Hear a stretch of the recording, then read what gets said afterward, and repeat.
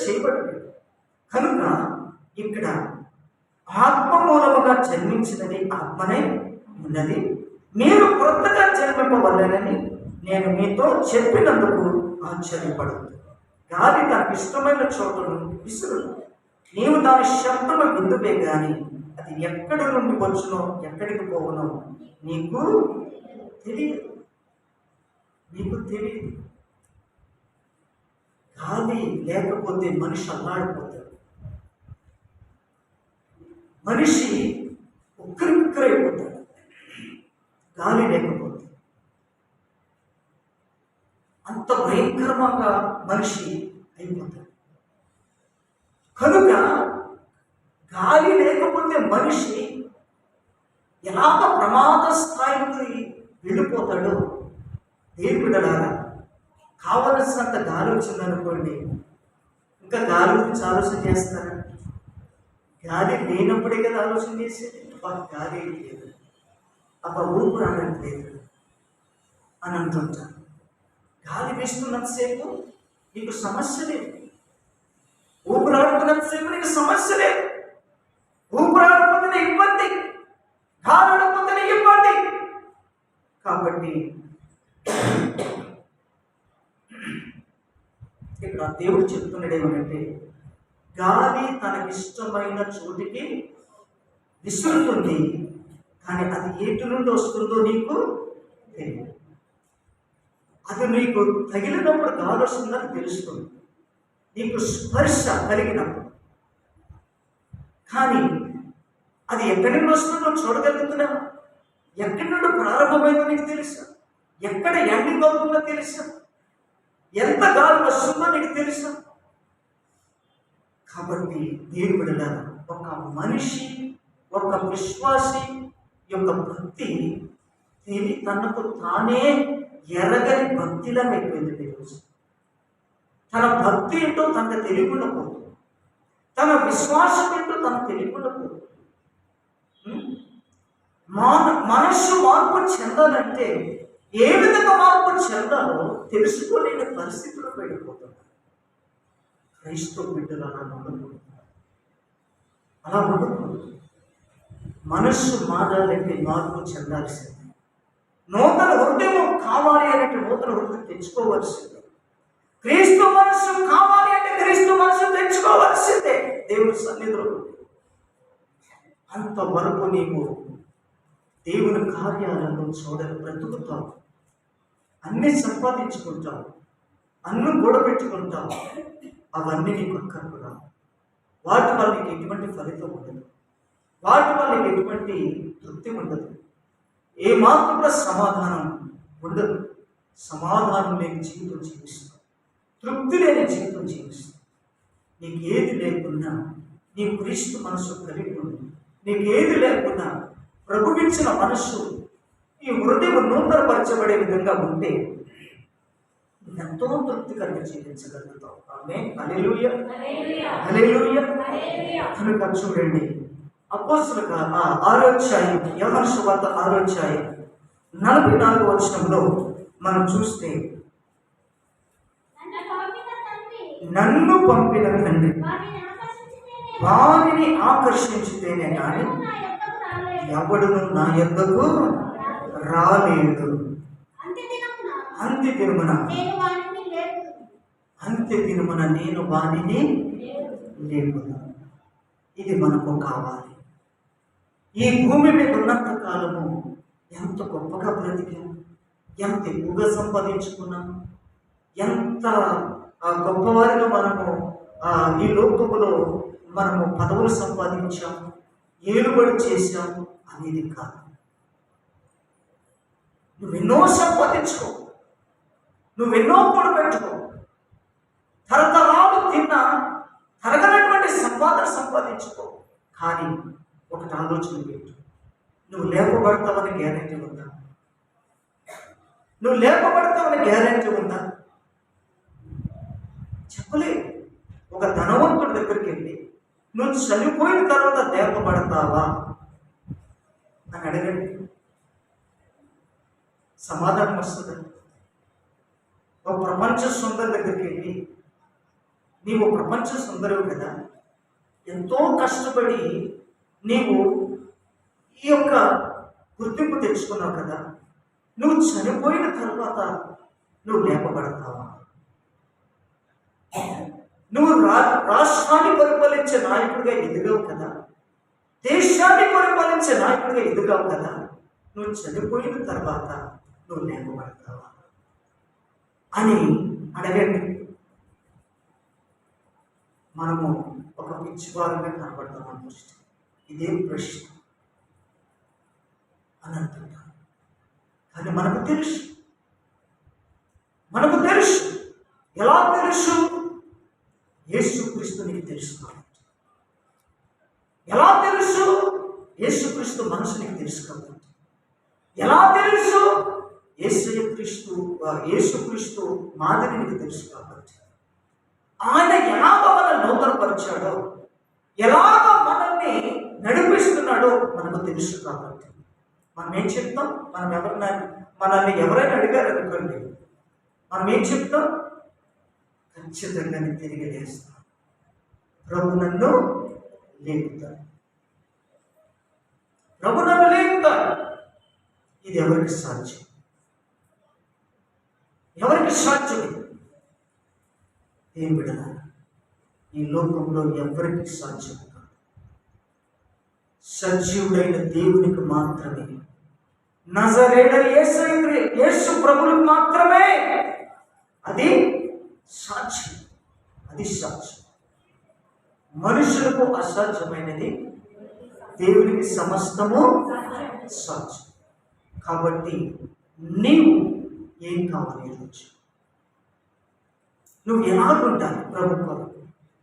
నువ్వు లేపబడాలి అని అంటే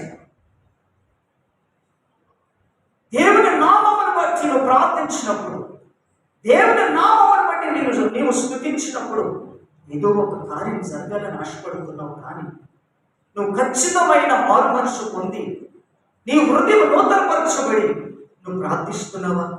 ఈ కార్యం జరిగించుకోవాలని ఆశపడుతున్నావా? ఆ ఆశతో, ఆ దృక్పథంతో దేవుని సన్నిధిలో నువ్వు కనిపెడుతున్నావా? నిజంగా అలా కనిపెడుతున్నట్లయితే నువ్వు తప్పనిసరిగా సాధించుకుంటావు, నువ్వు తప్పనిసరిగా పొందుకొని తీరుతావు. దేవునికి మహిమ కలుగును గాక. ప్రభు ఆకర్షించుకోవాలి. ఎప్పుడు ఆకర్షించుకుంటాడు? క్రీస్తు మనసును కలిగి ఉన్నప్పుడు, క్రీస్తు మాదను కలిగి ఉన్నప్పుడు, క్రీస్తులో నువ్వు బలంగా స్థిరంగా ఉండగలిగినప్పుడు అప్పుడు నిన్ను ఆకర్షించుకుంటాడు. ప్రభువా, నాకు ఇది కావాలయ్యా, ప్రభువా నేను ఇది సాధించాలయ్యా, ప్రభువా ఇది చేయాలనుకుంటున్నాను నాయన, ప్రభువా నేను ఇలా ఎదగాలనుకుంటున్నాను నాయన అని నువ్వు దేవుని దగ్గర మనపూర్వకముగా నువ్వు మొరపెట్టినట్లయితే తప్పనిసరిగా అసాధ్యం అనుకుంటున్నటువంటి నీకు దేవుడు ఏం చేస్తాడో తెలుసా? ఏం చేస్తాడమ్మా? సాధ్యపరుస్తాడు. దేవుడు సాధ్యపరుస్తాడు. ఎంతమంది నమ్ముతున్నారు ఈరోజు? హల్లెలూయా చెప్పండి. నమ్మిన వారందరూ హల్లెలూయా. దేవుడికి అసాధ్యం అంటే ఇది. ఆయనకు సమస్తము సాధ్యం. నువ్వు కొత్తగా జన్మించాలి. నువ్వు క్రీస్తు మనసు కలిగి ఉండాలి, క్రీస్తు మాదిరి కలిగి ఉండాలి. ఆయన చేత ఆకర్షింపబడే వాడుగా దానిగా నీవు ఉండాలి. 10 మంది చెడిపోయిన వారి మధ్యలో ఉండు. యేసయ్య నిన్ను ఆకర్షిస్తాడు. యేసయ్య నిన్ను ఆకర్షిస్తాడు. 10 మంది దొంగల మధ్యలో ఉండు. ప్రభు నిన్ను ఆకర్షిస్తాడు. నిన్ను వదులుకోడాలి, నిన్నెన్నడూ ఎడబాయడాలి. అన్ని కుటుంబాల మధ్యలో నీ కుటుంబం లేని స్థితిలో ఉంది, ఒక ఎగతాళి చేయబడి స్థితిలో ఉంది. బాధపడు, విసిగిపోకు. ఒక ప్రత్యేకమైన కుటుంబంగా దేవుడు నిన్ను ఆకర్షించబోతున్నాడు. ఒక ప్రత్యేకమైన బిడ్డగా నిన్ను నిలబెట్టబోతున్నాడు. కనుక ఆయనకు సమస్తము సాధ్యం. దేవుడు నీ ద్వారా ఆయన కార్యాలు చేయాలనుకుంటున్నాడు. ఎన్నో అద్భుతాలు చేయాలనుకుంటున్నాడు. ఆమేన్, హల్లెలూయా. కాబట్టి నువ్వు కావాలి, నువ్వు కావాలి ఆయనకి. అపోస్తలుల కార్యాలు 13వ అధ్యాయం 38, 39 వచనాలు మనం చదువుకున్నాం. కాబట్టి ఈయన ద్వారానే పాప క్షమాపణ ప్రచురమగుచున్నదనియు మీరు మోషే ధర్మశాస్త్రము వలన ఏ విషయములలో నీతిమంతులుగా తీర్చబడలేకపోదురో ఆ విషయములన్నిటిలో విశ్వసించు ప్రతి వాడును ఈయన వలననే నీతిమంతులుగా తీర్చబడుననియు మీకు తెలియగాక. ఆమేన్. హల్లెలూయా.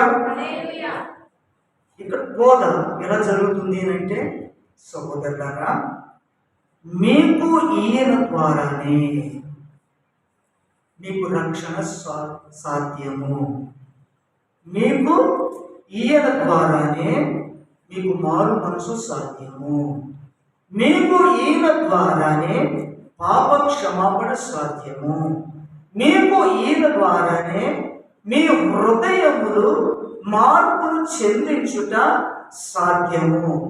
మీకు ఈయన ద్వారానే నీవు క్రీస్తు బిడ్డగా ఆకర్షింపబడుట ఈయన ద్వారానే సాధ్యము. నీవు అంత్యదినమున లేపబడుట ఈయన ద్వారానే సాధ్యము. ఆమేన్. హల్లెలూయా. ఈయన ద్వారా తప్ప ఇంకెవరి ద్వారా సాధ్యము కాదు. మీరు బోధిస్తున్నారండి. అపోస్తలుడైన పౌలు బోధిస్తున్నాడు.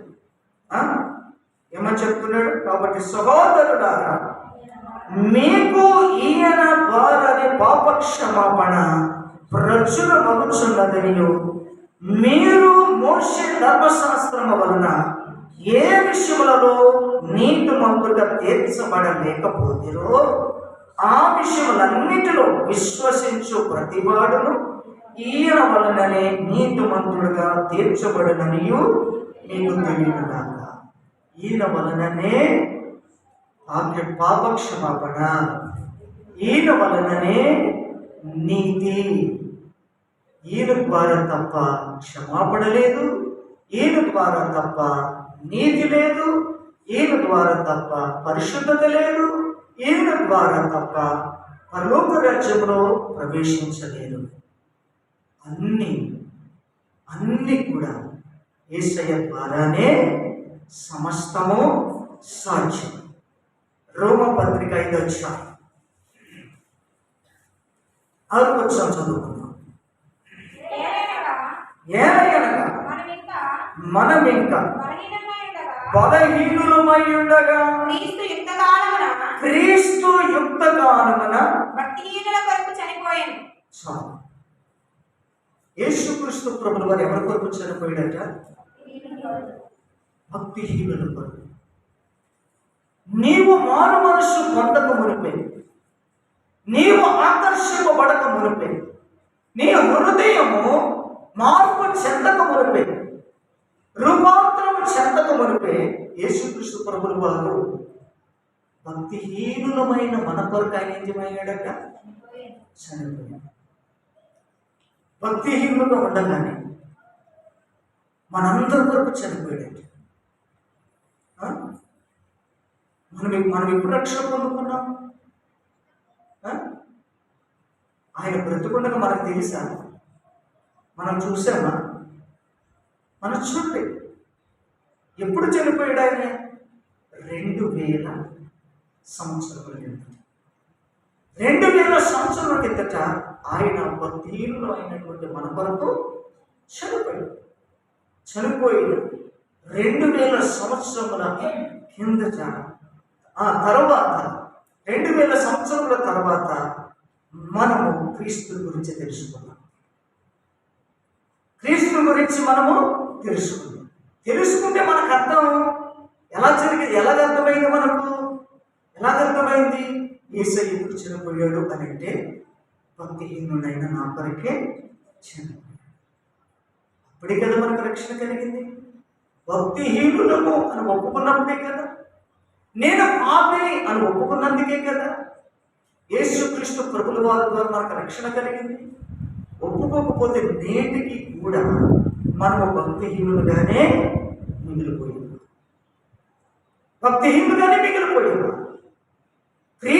మనం ఎరగక మునిపే, మనము భక్తిహీనులుగా ఉన్నప్పుడే క్రీస్తు మన కొరకు ప్రాణం పెట్టేశాడు. ఎంత అడ్వాన్స్డ్గా ఆయన మన కొరకు రక్షణ ప్రకటించాడు చూడండి. మనకు మారు మనుషులు ప్రకటించాడు. ఏం బిడ్డలారా, మనము పుట్టక మునిపే నేను నిన్ను లేపుతాను అని వాగ్దానం పెట్టేశాడు మన పరిశుద్ధ గ్రంథం. ఎప్పుడో వ్రాయబడింది మన పుట్టక మునిపే. కానీ ఈరోజు మనం చదువుతుంటే మనకు అర్థమవుతున్నది ఏంటి? నేను లేపబడతాను, నువ్వు పుట్టక మునిపే లేపబడతావని రాయబడింది. కానీ మనకు తెలిసింది ఏంటి?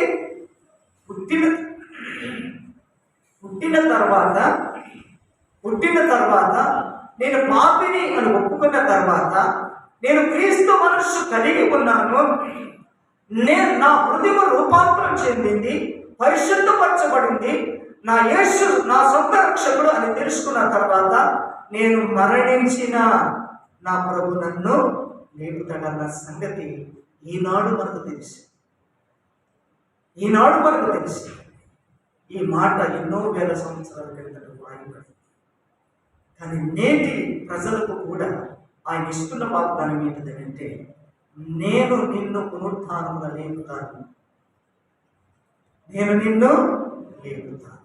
దేవుడు మనకిస్తున్నటువంటి గ్యారెంటీ.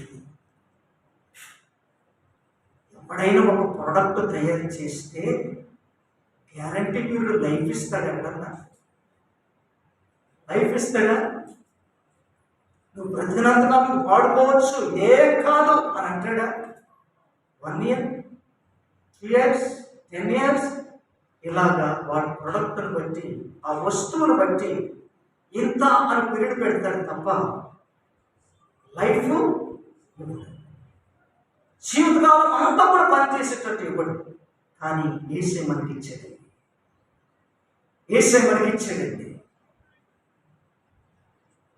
నీవు మరణించిన తర్వాత నేను నిన్ను లేపుతాను. ఎవరికి వర్తిస్తుంది? ఈ గ్యారెంటీ కార్డు ఎంతమంది దగ్గర ఉంటుందో అంతమందికి వర్తిస్తుంది. ఆమె హల్లెలూయా. ఎంతమంది సంపాదించుకున్నారు ఈ రోజు? గ్యారెంటీ కార్డు ఉందా? చెప్పండి బ్రదర్స్, గ్యారెంటీ కార్డు ఉందా మీ దగ్గర? ఉండాలి, ఉండి తీరాలి. ప్రభు నన్ను లేపుతాడు. ఒక ఖచ్చితమైన విశ్వాసం కలిగి ఉండాలి మనం. ప్రభు నన్ను ఆకర్షించుకున్నాడు, తన బిడ్డగా ఉండడానికి నన్ను ఒప్పుకున్నాడు, నా హృదయాన్ని మార్చాడు, నా జీవితాన్ని మార్చాడు, నా బ్రతుకును మార్చాడు. మార్చిన ప్రభు నన్ను విడవక ఎడబాడక నన్ను అంత్య దినమున ఆయన లేపేవాడుగా ఉన్నాడు. ఆమేన్, హల్లెలూయా, హల్లెలూయా. కాబట్టి దేవుని బిడ్డలారా, ఇక్కడ ఈ వాక్యం ఏమని సెలవిస్తుంది? చదవండి మరొకసారి 5వ అధ్యాయము రోమపత్రిక 6వ వచనములో, ఏలయనగా మనం ఇంకా బలహీనులమై ఉండగానే క్రీస్తు యుక్త కాలమున భక్తిహీనుల కొరకు చనిపోయాను. మనము ఎలా ఉన్నామంట? మనము బలహీనులమని దేవుడు ముందుగానే తెలుసు. మనం బలహీనులమని దేవుడు ముందుగానే తెలుసు. ఎంత బలహీనమంటే ఏది చూస్తే దానికి ఆకర్షింపబడిపోతాం. ఇది మనం చూడకూడదంటే చూస్తాం, ఇది మనతో కాదంటే అది మనకు కావాలనుకుంటాం, అది మనం తినకూడదంటే తినాలని ప్రయత్నం చేస్తాం, అది మనం సంపాదించుకోకూడదంటే సంపాదించుకోవాలని ప్రయత్నం చేస్తాం. ఏమైతుందిలే అని అనుకుంటూ ఉంటాం. అంత నిర్లక్ష్యం. మనం ఇంకా బలహీనమై ఉండగానే ఏ స్థితిలో ఇచ్చేసాడు ఆయన? యుక్త కాలమున ఆయన యుక్త వయస్సులోని మన వరకు ప్రాణం పెట్టాడు. ఒక చిన్న బిడ్డ కొరకు, ఒక వృద్ధాప్యంలో ఉన్న వ్యక్తుల కొరకు, ప్రతి ఒక్క మనిషి కొరకు ఆయన ప్రాణం పెట్టాడు. దేవుని మహిమ కలుగును కాక. 8:3 వచనం రోమపత్రిక. శరీరమును అనుసరింపక ఆత్మను అనుసరించి నడుచుకొని మన యందు నడుచుకొని మన యందు ధర్మశాస్త్ర సంబంధమైన ధర్మశాస్త్ర సంబంధమైన నీతి విధి నెరవేర్చబడవలెనని నీతి విధి నెరవేర్చబడవలెనని పరిహారము నిమిత్తము పాప పరిహారము నిమిత్తము దేవుడు తన సొంత కుమారుని దేవుడు తన సొంత కుమారుని పాప శరీరాకారముతో పంపి ఆయన శరీరమందు పాపమునకు శిక్ష విధించెను. ఏం విధించాడట? పాపము మళ్ళా చదవని కింద ఆ లైన్. ఆయన శరీరమందు పాపమునకు శిక్ష విధించెను. ఆయన శరీరమందు పాపమునకు శిక్ష విధి. ఇదెంత ఘోరమైనటువంటి శిక్ష అంటే, నిజంగా మనము బలిగిన, మనము పాపం చేస్తున్నాం. కానీ యేసుక్రీస్తు ప్రభువుల వారు ఏమయ్యారంట? ఎటువంటి శిక్ష పడింది దానికి? ఆయన శరీరమందు పాపమునకు శిక్ష విధింపబడిందంట. అంటే ఆయన పాపి కాదు, ఆయన పాపము లేనివాడు. అయితే మనందరి పాపములు ఆయన భుజం మీద వేశాడు. మనందరి పాపములు ఆయన భరించడానికి ఇష్టపడ్డాడు. కాబట్టి పాపములకు శిక్ష విధించాడు. ఎందుకంటే ధర్మశాస్త్రము మనలను పాపము నుండి విడుదల చేయలేదు, నీతిమంతులుగా చేయలేదు. కాబట్టి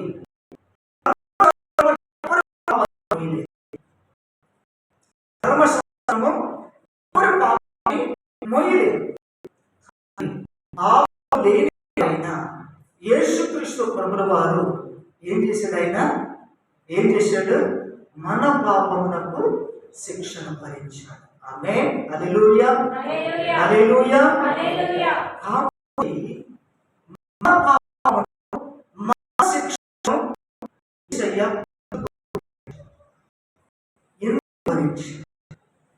ఎందుకు అని పాపము లేని వారుగా చేయాలి. నీవు పాపము లేని వాడుగా ఉంటే నువ్వేదైతే చేయలేకపోతున్నావో, నువ్వేదైతే సాధించలేకపోతున్నావో, నువ్వేదైతే నువ్వేదైతే ఎదుటి వారి పట్ల చేయలేకపోతున్నావు, అన్ని జరిగించడానికి పాపం, పాపపు క్రియలు, పాపపు మనస్సు, ఇవన్నీ నిన్ను ఏది ఇవ్వకుండా అడ్డుపడు చెప్పాడు. నీకు సాధ్యం. ఇప్పుడు మనకు సాధ్యం చేయాలి అని అంటే, ఇప్పుడు మన పాపములు యేసుక్రీస్తు ప్రభువుల వారు భరించారు. కాబట్టి ఇక మనలో పాపము లేదు. పాపము లేని వారు ఒక చిన్న ప్రార్థన చేస్తే కాదు, ఒక చిన్న ప్రార్థన చేస్తే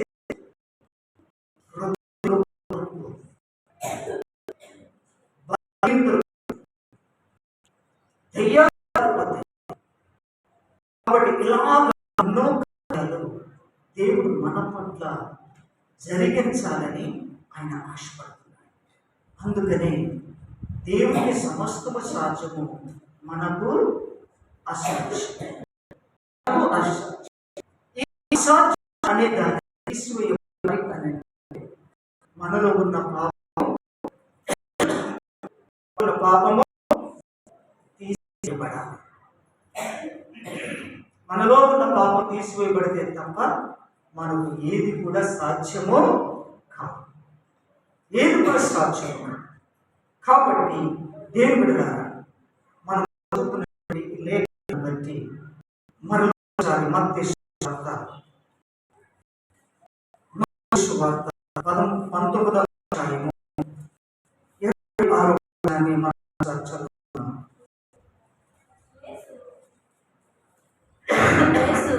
వారిని చూచి ఇది మనుషులకు అసాధ్యమే కానీ దేవునికి సమస్తమును సాధ్యమని చెప్పాను. దేవునికి సమస్తము వచనంలో 24వ వచనంలో చూస్తే, ఇది ధనవంతుడు పరలోక రాజ్యంలో ప్రవేశించడం కంటే సూది బెచ్చము ఒంటె దూరుట సులభమని మీతో చెప్పుచున్నాను.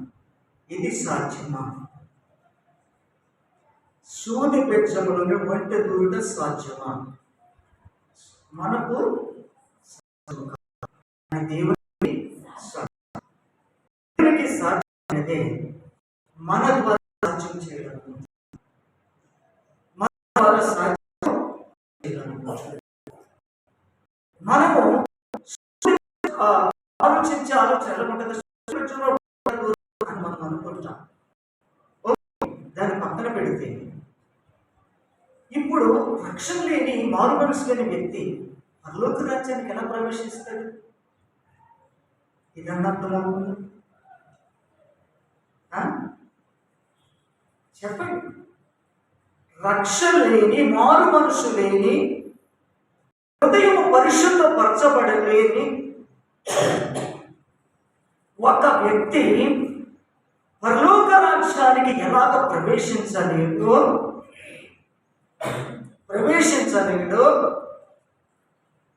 దేవుని బిడ్డలను ఆలోచన చేయండి. నీవు కూడా ఆలోచించవలసిన విషయం ఏంటిదంటే, సూది బెచ్చములను ఉంటే ప్రవేశించగలుగుతుంది అని చెప్పగలిగాను. కారణం ఏంటి? మారు మనసు పొందినవాడు పరలోకానికి వెళ్ళిపోతున్నాడు. మారు మనసు పొందలేని వాడు పరలోకానికి వెళ్ళలేకపోతున్నాడు, ప్రవేశించలేకపోతున్నాడు. వెళ్ళే అవకాశం ఉంది కానీ వెళ్ళలేకపోతున్నాడు. కానీ ఒంటే సూది బెచ్చంలో దూరే ప్రవేశం లేదు కానీ ప్రవేశించగలుగుతుంది. ఎంత డిఫరెన్స్ చూడండి మీరు. ఒక మనుష్యుడు పరలోకంలోనికి ప్రవేశించగలడు కానీ ప్రవేశించలేకపోతున్నాడు. ఒక ఒంటె సూది బెచ్చంలో ప్రవేశించడం అసాధ్యం కానీ ప్రవేశపెడుతున్నాడు దేవుడు. అంటే దేవునికి ఏదైనా సాధ్యం.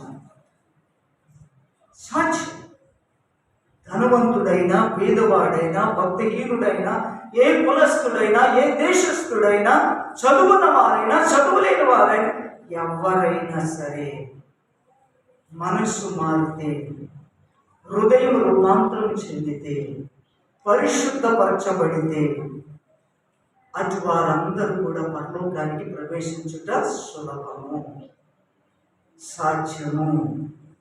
నీవు కూడా వీడెప్పటికీ పరలోకానికి వెళ్ళలేడండి అనుకున్న వారిని నీవు నడిపించవచ్చు. ఎలాగా? ఆ వ్యక్తుల కొరకు, మారు మనసు కొరకు ప్రార్థన చేస్తే ఆ వ్యక్తి పరలోకానికి ఏమవుతాడు? ప్రవేశిస్తాడు. అప్పుడు ఒంటి సూది బెచ్చలు దూరుట సులభం అన్న సత్యం నెరవేరబడుతుంది అన్నమాట. ఒక కరుడు కట్టినటువంటి ఒక కఠినమైన వ్యక్తి ఇతను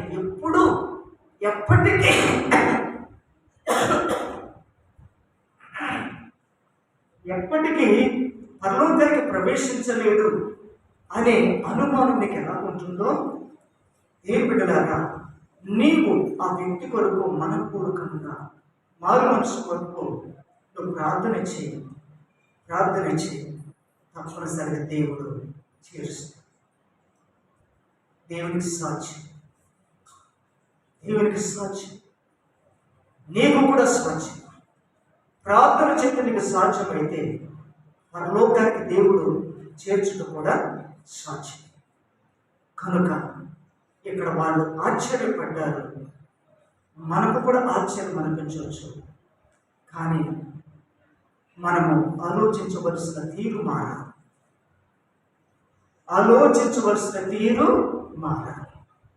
మా తలంపులు మారాలి. ఇక్కడ శిష్యులకి చెప్పాడు, మర్మంగా చెప్పాడు యేసయ్య.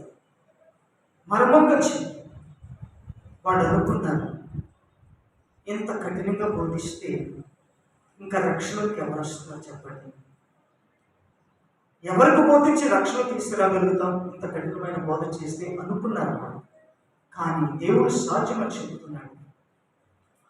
బోధ కఠినమైనది కాదు. ఒక వ్యక్తి మారు మనసు పొందడానికి అంగీకరిస్తే దేవుడు ఆ వ్యక్తిని పరలోక రాజ్యానికి నడిపించడం సులభం. దేవునికి మహిమ కలుగునుగాక. మన మనసు మార్చుకుందాం, మన తలపులు మార్చుకుందాం, మన ఆలోచన తీరు మార్చుకుందాం, మన క్రియలు మార్చుకుందాం. దేవుడు మన ద్వారా సాధ్యం చేయాలనుకున్నవి సాధ్యపరచాలంటే దేవునికి మనకు అడ్డుగా నిలబడుతున్నవి పాపం. ధర్మశాస్త్రం పాపం తీసుకెళ్ళకపోయింది. యేసుక్రీస్తు ప్రభువు వారి యొక్క త్యాగం, ప్రాణత్యాగం మనల్ని విడిపించింది. కాబట్టి మనల్ని సాధ్యపరిచేటట్టుగా ఆయన నడిపిస్తున్నాడు. కనుక ఇక మీదట మనమందరము కూడా ఏదైనా ప్రార్థన చేసినా, ఏ ప్రయత్నం చేసినా సాధ్యపరచబడును గాక. యేసు నామములో సాధ్యపరచబడును గాక. మీ ప్రార్థనలన్నీ కూడా సాధ్యపరచబడును గాక. ఆమేన్. ప్రార్థన చేసుకున్నాం. కళ్ళు మూసుకోనండి. మోకరించగలిగే వారు మోకరించండి.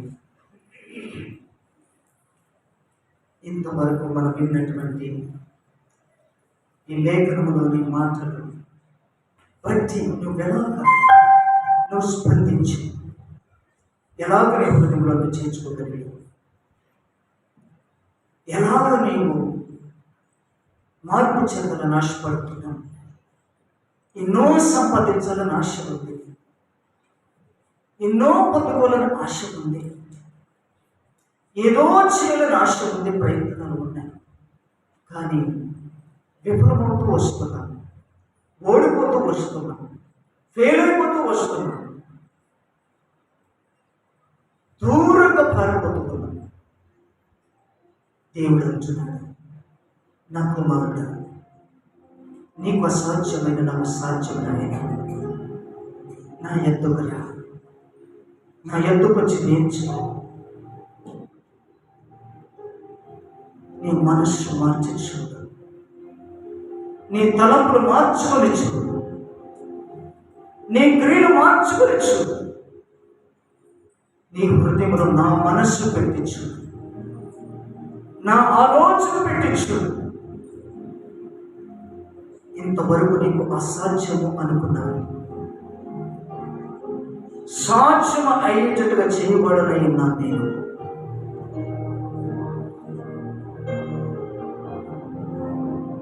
భక్తిహీనత, అవిశ్వాసం, అపనమ్మకం ఇవన్నీ నీ మనసులో పెట్టుకొని ఇది జరగాలి, అది జరగాలి, ఇది చేయాలి, అది చేయాలని చేస్తున్న ప్రయత్నం